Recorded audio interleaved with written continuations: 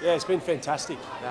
We implemented a new plan sort of coming on these training camps last year. It's a great opportunity for us to get up here and train really hard in some really testing conditions, but also engage in our community camp and get out into the community, whether that be schools, footy clubs, surf clubs for that matter, and just really get around everyone up here. That shows so much support to us, and there's been so many great footballers come out of the Sunshine Coast in both the men's and women's AFL and AFLW, and there's just so much passion for us, which we're extremely grateful for. So it's been a great couple of days. Yeah, and two of those are obviously Jack Payne there at Kipwood. I mean, the proof is in the pudding there. I mean, do you see a lot of eager kids when you go out to these sunny coast clubs that, potentially one day they want to wear a Lions jersey one day? Absolutely, yeah, you can see, and even chatting to some of the AFLQ staff, just how much the participation rate's gone up in up in the Sunshine Coast. The way that obviously Payne and Eric, both from up this way, they're both fighting it out to be the big dog up on the sunny coast. So there's so much motivation there for both boys and girls to want to enjoy their AFL, get involved and potentially find their way into the Lions Academy and then hopefully end up on the AFL list at the Lions. So it's such a great place to be. Obviously we really do appreciate all the support and hearing some of the efforts of people that drive down, whether we're playing night games, day games, the effort to get down from the Sunshine Coast is unreal. So very happy to be here. How is Eric? He obviously battled that osteitis pubis a bit last year, which is it's a nasty injury for footy players. How's he doing? Yeah, he's going well. He had surgery sort of a couple of months back now. Certainly back running again, which is good. We had a little update yesterday from our high performance manager, Damien Austin, who sort of went through all the players that were in rehab, and he said Eric was flying. So not exactly sure what that looks like in regards to when he'll be back full training and stuff, but if I know Eric well, I think I do. He's quite stubborn and he'll work hard to make sure he gets back a little bit earlier than needed.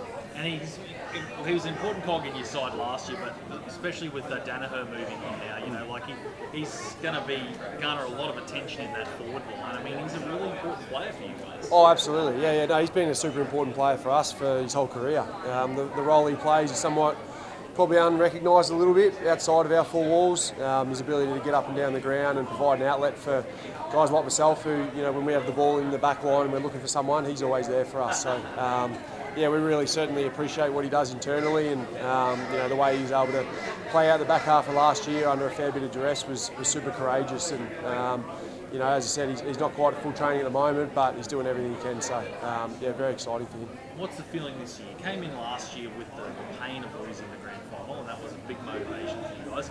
You're the hunted now, you're the premiers. I mean, is the feeling the same? I mean, you guys know that any team that plays you this year is going to lose.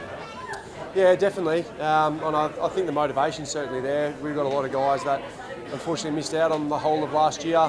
So I'm super motivated to make sure we perform well and try and get back to what we achieved last year with those guys involved. At the end of the day, we've played finals the last 6 years. We've had a lot of top four finishes, played deep into September across a couple of years, and relatively confident that we've had that sort of stigma around teams coming to get us. We've obviously been able to work our way through that, and I'd expect that nothing else-wise this year. So, the boys are training super hard at the moment, making sure we're enjoying every session, but also enjoying the grind of pre-season and trying to find little things that will continue to make us better. And Fags is doing a good job driving that. I think a great story in the last few weeks, it maybe slipped under the radar a bit under Christmas and everything, but was Fagan re-signing for an extended period of time. I mean, he was under so much pressure there at one stage, won you a premiership. I mean, it's obvious that what he's doing at the club is really good, isn't it? Yeah, it is.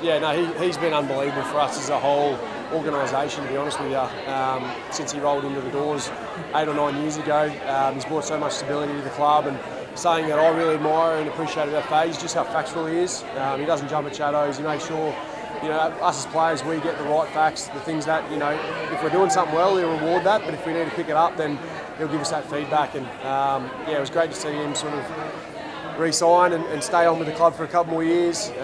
He's super excited for that period of time, and can't wait to keep being led by him. And just quickly, obviously, days like today, I mean, Huey's an important sponsor for you guys, and obviously it's a family day as well. Fans have come out. I mean, it's more to just being part of a footy club than just running around on the field, isn't it? It is, yeah. No, we're so lucky to have such great partnerships like Huey. I've actually never been to the headquarters before, so it's great coming out today and getting a look at that. But we're just so lucky to have so much support behind us, and to come out here today and for Yui to host a fan day is awesome. So looking forward to getting inside and getting a few autographs and photos.